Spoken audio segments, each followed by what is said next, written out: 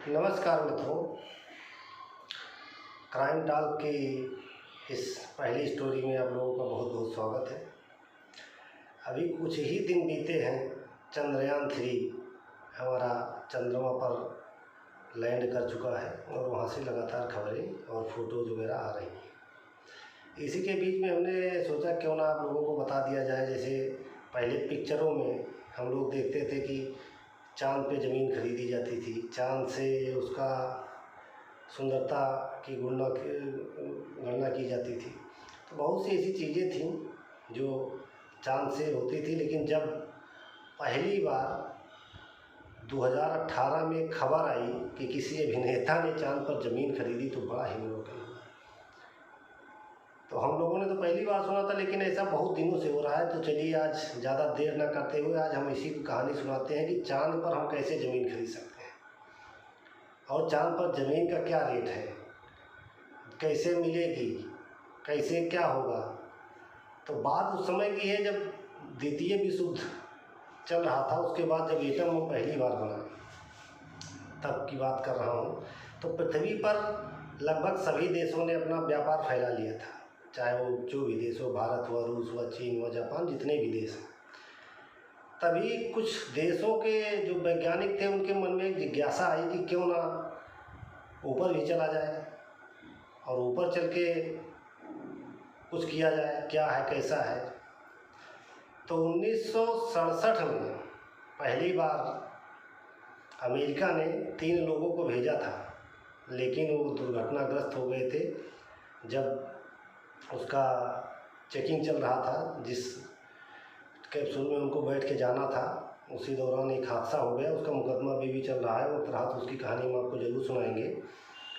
उसकी संक्षिप्त कहानी आपको बताए दे रहा हूँ। 1967 में जब पहली बार अमेरिका ने सोचा कि किसी को भेजा जाए, तो सारी उनकी तैयारियां पूरी हो गई। जिस कैप्सूल में बैठने के जाना था स्पेस में लेके, कार की लगभग लंबाई चौड़ाई थी, उसमें 3 लोग ही बैठ सकते थे। उन तीनों लोग को बैठा के उसकी जांच की जा रही थी कि ये जा पाएगा वहाँ तक, तो कैसे काम करेगा, क्या करेगा।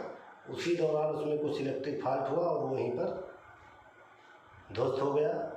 उसके बाद जो उसमें वैज्ञानिक थे, उनके परिवारीजनों ने मुकदमा कर दिया है, उसको आत्महत्या करार दिया। वो आज तक अभी तो वैसे का वैसा मुकदमा चल रहा है। 1967 से आज जोड़ लीजिए 33 ईयर्स उधर और 53 इधर, 23 इधर, तो टोटल मान के चलिए 33 और 23 56 ईयर्स हो गए। मुकदमा भी चल रहा है। चलिए इस बात को यहीं पर ख़त्म करते हैं। फ्यूचर में आप चैनल पर बने रहिएगा, तो आगे हम आपको ये कहानी ज़रूर सुनाएंगे कि हादसा कैसे हुआ था।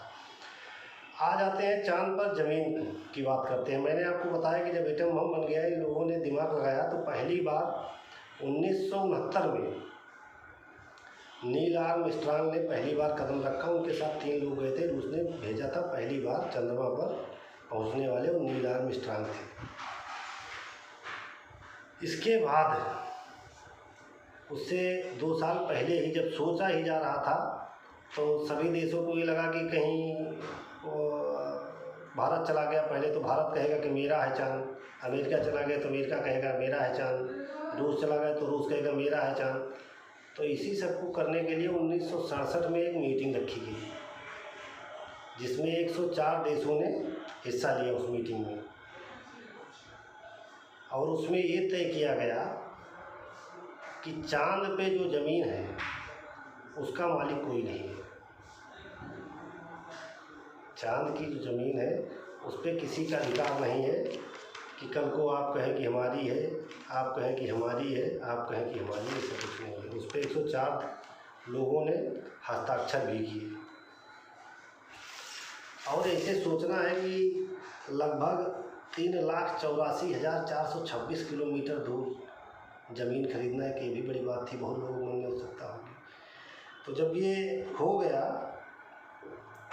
सिग्नेचर हो गया उस मीटिंग में 1967 में, आर्टर स्पेस टीडी उस मीटिंग का नाम था, उसमें फाइनल कर दिया गया कि अब चाँद पर जो भी है कोई अपना अधिकार नहीं जमा सकता। उसके बाद फिर 1969 में पहली बार अमेरिका ने नील आर्मस्ट्रांग सहित 3 लोगों को भेजा और सफल हुआ, उनकी वो यात्रा सफल हुई। उसके बाद तो फिर बहुत लोग जा चुके थे। अब अमेरिका में एक आदमी था जिसका नाम था क्रिस लोमर। यहाँ इंसानों की कमी नहीं है। जब उसको इस मीटिंग के बारे में पता चली, वो एक रियल एस्टेट का व्यापारी था, बाप बेटे मिलकर रियल एस्टेट का काम करते थे। जब इस मीटिंग के बारे में पता लगा तब उन्होंने एक दिमाग खेला कि क्यों ना चलो चांद पे ज़मीन बेचा जाए, और यहीं से उन्होंने निर्णय ले लिया चांद पर ज़मीन बेचने का। उन्होंने क्या किया आपको हम बताते हैं। उन्होंने एक यूएन को एक लेटर लिखा। कि चांद पे जो ज़मीन है उसमें आप लोगों ने मीटिंग में जो 104 देशों ने निर्धारित किया है, ध्यान से सुनिएगा, बहुत ही पॉइंट की बात है। जो 104 देशों ने मीटिंग निर्धारित किया है उसमें ये लिखा गया है कि किसी देश का अधिकार नहीं होगा, लेकिन मैं एक व्यक्ति हूँ, मैं एक देश नहीं हूँ। ये लेटर उन्होंने यूएन को लिख दिया। और यूएन को रोज़ लेटर आते जाते रहते हज़ारों, उन्होंने ध्यान भी नहीं दिया, लेटर ऐसे कोने में पड़ा रहा। 1969-70 में उन्होंने लिखा था, तब तक नील आर्मस्ट्रांग वहाँ पहुँच चुके थे। लगभग 10 साल बीत गए। जब वहाँ से कोई खबर नहीं आई तो क्रिस लोमर ने सोचा कि कोई जवाब नहीं आया, इसका मतलब कि हमको मंजूरी मिल गई है, अब हम ज़मीन बेच सकते हैं और ज़मीन बेच के पैसा कमा सकते हैं, अर्निंग कर सकते हैं। तो उन्होंने एक कंपनी बनाई लोमर एम्बेसी के नाम से।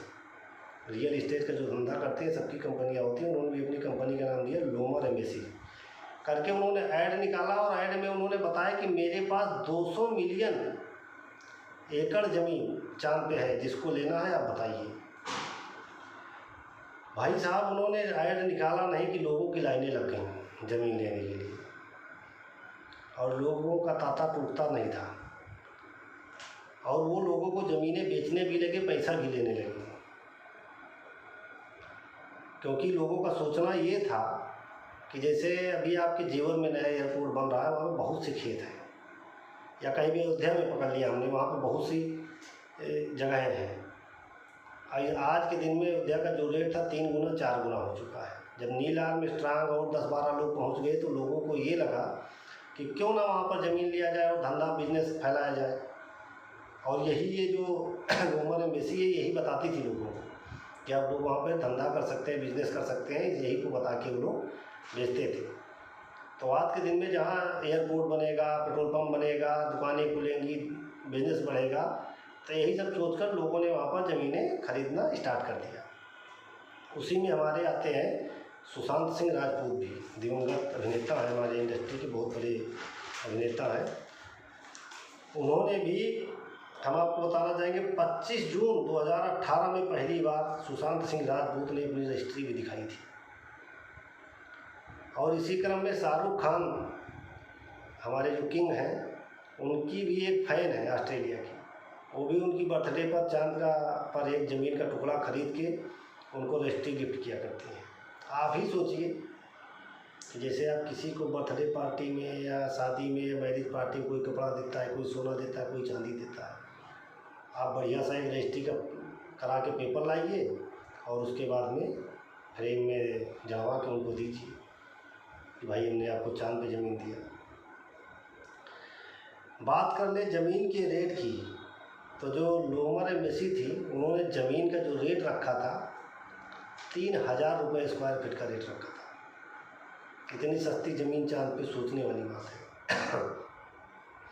और दूसरी चीज़ उन्होंने ये भी बताया था कि ये तो अंदर के प्लाट है, बाहर के जो प्लाट है, जैसे जहाँ से हमको पृथ्वी दिखाई देगी, उन प्लाट की दूरी उन प्लाट से नज़दीक है पृथ्वी से, वहाँ से पृथ्वी दिखाई देती, उनके रेट अलग है। अगर यहाँ 3000 तो उनके 10,000। आज तक वो ज़मीन बेच रहे हैं, आज तक उनको यूएन ने कुछ भी कार्रवाई नहीं हुई है। उसके बाद एक दूसरी भी कंपनी आई है, वो भी लगातार ज़मीनें बेच रही है, लेकिन कोई कार्रवाई नहीं हुई है। इसका तो मामला जब खुला, अभी हाल ही में एक महिला जो है हैदराबाद की, उन्होंने चांद पर ज़मीन खरीदी और जब वो रजिस्ट्री लेने गए तो जिस वेबसाइट से उन्होंने ज़मीन खरीदा था वो वेबसाइटें बंद हो गई थी। तो उसके बाद वो पुलिस के पास गई, लेकिन उसमें पुलिस भी क्या कर सकती थी। तब ये जाके बात खुली।